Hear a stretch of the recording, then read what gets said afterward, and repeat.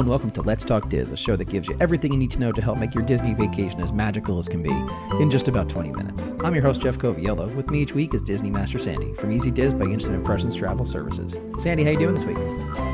I am trying to get my land legs back. Well, you just came off the boat, right? It's one of those shows that we do fresh off the boat, as we like to say. You just came off of a Disney cruise, and you've got some stuff that you'd like to share. I'd like to share that I should have brought home my cabin steward, my waiter, the guy at the soft serve ice cream. There were a lot of things I left behind inadvertently. Some of those things I think we could definitely enjoy, but I know that there is some technology information that you wanted to share. So I guess let's begin with that. This was a trip about technology. It's my third time on the Wish already.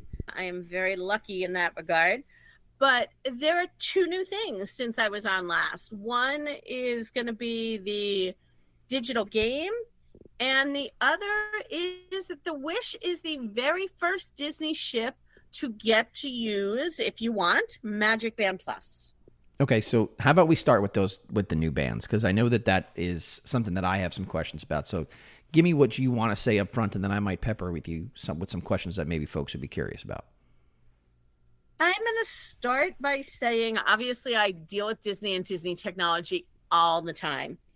And I don't think in all of my years of doing this and working with clients who need some technical support as to how to even start a Zoom, real basics, but I think I get all of those things. This was by far my most frustrating technology experiences to date.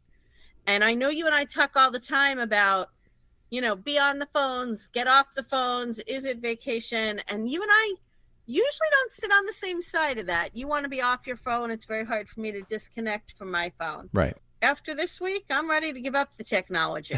All right. Well, I don't really understand how these MagicBand Pluses are working. I understand how they work at the resorts, right? So are these MagicBand Pluses that you're buying if you're doing a split stay, some at sea, some at land? How does all of that, I guess, work? That's a great basic spot to start. What makes a MagicBand Plus? We talked about them previously because Disney's had MagicBands for a long time. Then they came out with Gen 2. Right. And then about a year ago, they came out with that MagicBand Plus. And it became optional at the resorts using any MagicBand, or you could use a regular one and the Plus one. And the Plus one, the big thing about it, it's a little bit larger. It kind of has a face to it, is that it's interactive. And it's supposed to light up and do all kinds of things. And that's really the benefit of a Plus to a regular MagicBand. And the MagicBand Plus is supposed to cross all of Disney's platforms now, and it doesn't always do it so successfully. In theory, that same band that you're using for your resort stay can work for your cruise trip and vice versa. There are different designs available. So if, for instance, I was at Riviera last night, if I ordered my MagicBand Plus through my Disney experience, I would have had an option for a Riviera design. I would have had a castle. I would have had Epcot and all kinds of different things. Okay. What I wouldn't have had is the options that I had when I ordered it through my Disney Cruise Line.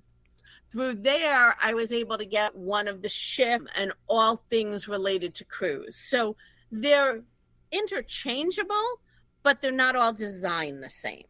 So just does that make sense? It does, but just for folks that I guess maybe are completely unaware, if you get something that has Epcot on it, it doesn't mean that when you get on the ship, it won't work. And if you get something that has a ship on it, it doesn't mean that when you get to Epcot, it won't work. In theory, what we're going off of here. I'm going to say in theory. this is supposed to work regardless of what the aesthetics are. The technology is designed, whether it does work all the time, designed to work in either spot. That's correct. And I will say, I think they're going to get there. I tell my clients all the time, Disney technology isn't where we would all love for it to be. And that's because all of this technology came about long after Mickey was born. So computers and technology are not his strong suit. Now, here's the question I have too, because anybody, and I'm so guilty because I've been to property so many times that when they were giving them for free, you have a whole list of how many bands that you have and they're linked to your account and things like that. Do you have to go in and link them yourself if they're ordered to you? Is that something a cast member helps you with on the ship or at concierge? What's your recommendation for that? So again, it depends. If you order them through your Disney Cruise Line account and you have to have an active cruise, and there's only right now the Wish has them, and they just announced that the Fantasy will have them. Those are the only two ships right now. You do not have to have them. And as you mentioned, they are no longer free. If you order them through the Disney Cruise Line website through your reservation, you get $10 a person off on your bands, and they will come linked to your Disney cruise reservation. And I'll be honest, that's where we had problems. We followed my advice of don't ever arrive on the day of your cruise. So we arrived a day early. We did Magic Kingdom for a day. Then we hopped on the ship. Then we got off the ship and we did Epcot for a day. My band worked everywhere, but everybody else in my family couldn't make them work in Walt Disney World. They worked great on the ship. The Walt Disney World tech people said, I don't know, you got it through Cruise Line. When you get on the ship, they'll fix it for you so you can use it when you get back to World. When we got on the ship, they said, we only deal with Disney Cruise Line technology. We don't know anything about World. So it took us a little bit. We were able to make one of our other bands connect, not the other. We've played with a bunch of different tips and tricks that are out there, but they are working on a better system to link them across all of their platforms. So you mentioned there as you began the answer to that last question that you don't need them. They're not something that you need to make your vacation work. Some of us that have been to Walt Disney World are familiar with the Magic Bands, whether they're the Magic Band Plus or the Magic Bands, whatever generation that you have, that they get us in and out. You can put a credit card attached to it. You can charge. Talk to me about the need on the boat. Like, how did this work on the boat? What types of things on a cruise would a Magic Band Plus be beneficial to have? I could really go either way for having it on the cruise. And I'm going to skip a minute and go to Walt Disney World, where I say to my clients, if you don't want to spend the money and you're not buying Genie, you can live without the bands because you're opening the door, you're doing your park ticket. But if you're using Genie and you're getting it all the time, you probably want the band. Here, there's obviously no Genie. I can definitely use a key to get into my room. But if you're somebody who wants to go up to the pool and bring nothing with you, the band is waterproof. That makes it great. The thing to know, though, is that the band doesn't replace the card like it does in Walt Disney World. Okay, what do you mean by that? When you check in and you get to your stateroom now, they have your cards waiting in your room for you. You cannot enter or exit the ship without your plastic key card. So even though you have the band and that's what you're going to use to get into your room, if you don't bring your plastic key card with you, you'll be denied entry to the ship or the ability to get off the ship and have to go back to your room for it. So the band isn't a catch-all like it is in Walt Disney World. Yeah, it doesn't sound like it's a true replacement. Any excursions you're going to do, anytime you're going to go to Castaway Cay, like you need that card to prove that you're who you are to get back on the boat. You still need that card. And I think the big thing Land and Sea that the Plus does, as I mentioned, is it has the ability to light up and interact. And again, kind of like the glow with the show ears from years ago. It lit up when the fireworks went off. It lit up in our World of Marvel dinner. I don't know that it lighting up added a lot to it. I know that my daughter came back from Hyperspace Lounge and said to me, oh my God, I want to take my band off. Because every time the screen changed or one of the ships came onto the screen, the band lit up again. She said, so I'm not sure why it kept lighting up. There was really no explanation, but it kept going off every 2 to 3 minutes. She said it was just distracting. Well, and it's also something for our folks that have sensory issues. I mean, I'm just thinking about my wife. If she had to wear that thing and it kept flashing in her face, it would have ended up in a drawer somewhere, not even being looked at for the rest of the trip. So that's good to know. The other piece that I always struggled with these new Magic Band Plus is you got to charge it, right? We talked about that a number of shows ago when we first started talking about these things. it's a minor inconvenience, but it is something you have to remember to do. You do have to remember to do it. It is also its own unique charger. So it's not like if you're like me and constantly have more phone chargers than you can count because you have one in the car and one in your travel bag and you have them everywhere. Here, you need to kind of guard that charger because you can't buy them cheap in bulk in Amazon. That is the charger. The upside that Disney realizes, which is probably perfect for your wife, is that if you don't charge it nightly, probably about 2 days in, all of those interactive things will stop working. It goes into almost like a battery saver mode. Mm-hmm. So it'll work to open your door, but it'll stop flashing all the time. How about the new game? Do you want to talk about the new game? I do want to talk about the new game because I was very excited. Uncharted Adventure is the new game. And for those of you who have been on the dream and the fantasy, it's kind of the current version of their scavenger hunt, that midship detective agency. This has replaced it. And the great thing about it, again, in theory, is that you don't need to go anywhere and pick up the piece and run around. It all works through your phone. Right in the app, there's ads for it in the elevator. Begin your Uncharted adventure from wherever you are. Sadly, mine never began. Again, it's one of those technology frustrations. I tried to launch the game through the app. I couldn't. I decided, it launched and then it gave me an error. I tried again a little while later. I got the same error. I'm one of these people. I screenshot like crazy so the world doesn't think I've lost my mind. I went to guest services. I showed it to the cast member who thought it was very odd. Played with all kinds of settings on my phone, rebooted it from the back end, and then it was magically going to work. And similar to Midship Detective Agency, because you are sent all around the ship to find clues, they don't want too many people playing at the same time. Same way that they do the games in Epcot and Magic Kingdom. You can't have 8 different families showing up at the same window to get the info. So when I went to play it, it had almost a 20-minute wait time. It counted down. It counted down again, and then it told me it was time to play, and then it wouldn't let me in. And I share the frustration, not because I like pointing out negative, but because the reality is there's no way that I'm the only person that had this problem. Right. I worked with guest services for almost 25 minutes. They assured me it was not my iPhone, that their system must be down. And I said to them, I'll just call my daughter and make her come play with me and see if it launches on her phone. They're like, no, if it's down for you, it's down for everybody. Oddly enough, 5 minutes later, it was still down for me, but working on my daughter's phone. So we started to play. It is super cute. It's hosted by Captains Mickey and Minnie. You get to create your own little avatar. You can do it just you. You can create a little avatar for each person in your family. And it puts this little spyglass on your phone.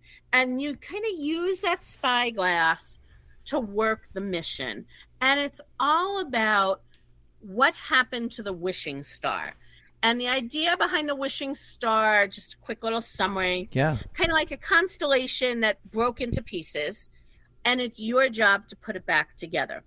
There are multiple different missions. So if you had time and you wanted to play this for 5 or 6 hours, you certainly could. There's the Moana storyline with multiple missions in it. The Princess and the Frog and Tiana. There's a Peter Pan one. There's a Nemo. And they all send you all around the ship. There are some things that you can do from anywhere. You just point your spyglass to the sky so you can be any place, and you gather all of these pieces. Again, it kind of gets you around the ship, and the neat thing about it is the majority of the things are things that you don't realize are part of the game. It might be a photo of Mickey and Minnie next to the elevator that when you put your spyglass to it, the photo opens into something else. Or you head over to the Barbary and their glass window obviously has some secret magic coating that we can't see with our naked eye. But when we put our spyglass to it, it gives us these clues. So you can work it whenever you want. You can start and stop. You don't have to complete any of the missions. You can just do a little bit, but have fun getting to see the ship and see all the things going on. Well, and it sounds like just a nice little wrinkle of storytelling, right? I mean, that's what the company is. They're storytellers. So to use the digital platform, that's what they're doing, and having you do it on the cruise ship. Exactly. So how does it end? It has a live finale, the Battle for the Wishing Star. Oh, it sounds dangerous. You know, I was super excited to head to this, though not sure that I'd be able to compete in this battle since I had such poor luck in my missions. Right. And I will say, if your child isn't necessarily old enough to be on the app on their own and reading, don't kill yourself to get to the live finale. If you didn't get to play, but you want to see what it's about, you can head to the live finale. It had nothing to do with any of your personal progress during the cruise. And so it was a quick little thing, about 20 minutes. They did it so that everybody could go. It's one of the few things that only happens once. Usually they do it once for early dining and once for late, but this was just one finale for everybody in Luna, and it kind of brings the whole story to conclusion. I don't want to give you too many spoilers, but there's a host there, and he asks how everybody did with their wishing, catching the pieces to the wishing star, and we all pointed our spyglass to the ceiling, and Ursula appeared on screen because she actually caught Mickey and Minnie and the wishing star and wasn't going to give it back to us. And everybody in the audience worked hard. I'm sure you're surprised to know that ultimately we saved the wishing star. No, that's good to know. I'm so thrilled by that. Now, when you say that this is all done at once, this is at the conclusion of the cruise, or this is each? It was on the final night, right before the final dinner. Okay. Well, that's cute. And super neat. If you didn't get to see a lot of characters during the cruise, spoiler alert, Captains Mickey and Minnie do appear to show that they're alive and well and grateful that you've saved the wishing star. Nice. But it is not a photo op. They come in, they play around on stage for a minute or two, they wave goodbye, and they head out. So this is a real limited time quick thing. But if your child loved hunting for this, and maybe you did many missions, it's a great way to wrap it up. But like I said, if you just did one or two missions and it didn't work for your family and you want to skip the finale, you certainly won't be the only one on the ship that skipped it. Right. And your child will never be the wiser. Got it. All right, well, we're coming to the end of the program, so anything else you want to mention before we say goodbye? You know, I think part of the problem is, and I remember this every time mid-cruise, a 3-night cruise is just too short. There's never enough time to get to do everything you want. So it's a great way, if you've never cruised before and you're not sure if your family's going to love cruising. For us, we end up on the 3-night cruises a lot because they depart on Friday and they come back on Monday. Yeah, they're convenient. So it's the way to cruise with the least number of days off of work. But even not getting off the ship in Nassau, because your first day is sail away, you're nowhere but on the ship, mostly in port. Your next day is Nassau. We use that opportunity to go to Palo, to the DVC member event, to check out some things on the ship. And then the next day is Castaway. And by the time you're heading to dinner that night, you're packing up to leave your luggage outside. And the following morning, it's breakfast and out. So I highly recommend Disney cruising, but I also highly recommend a little bit longer so that you can get all the fun in. Sandy, I'm going to do a little bit of a plug for you here, even though we do one every week. You mentioned so many technological struggles that you had on this trip. And here's the reality. When you work with the folks over at Easy Diz by Instant Presence Travel Services, so much of that frustration you folks deal with, you try to solve. That's kind of what you've done for people, not just on the cruise line, but in Walt Disney World, whether it's a family that suddenly doesn't have a park reservation that needed it to work, or it's a family whose tickets are not lining up the way it's supposed to be, or in your case, the MagicBand Pluses are just not linking. The folks at Easy Diz by Instant Presence Travel Services, they handle that. And so I know you're blushing and you're probably like, thank you for the praise, but it's the reality. That's what you do every single day. So it's important to know that even the pros like yourself faced some of these technological issues, overcame them, because now when guests that choose to book their vacation through your company, they know that you know firsthand what it's like to be experiencing it. So I thank you for being honest and candid and for sharing your experience, because I think it's going to help some people. Thanks so much, and may you all have great wishes ahead. And that's a wrap this week on Let's Talk Dis. If anyone you know could benefit from this or any show, please share on your Facebook and Instagram for other folks to enjoy. And don't forget to reach out to the people at Easy Diz by Instant Impressions Travel Services for any Disney destination planning. Make it a great week. And as always, keep making memories.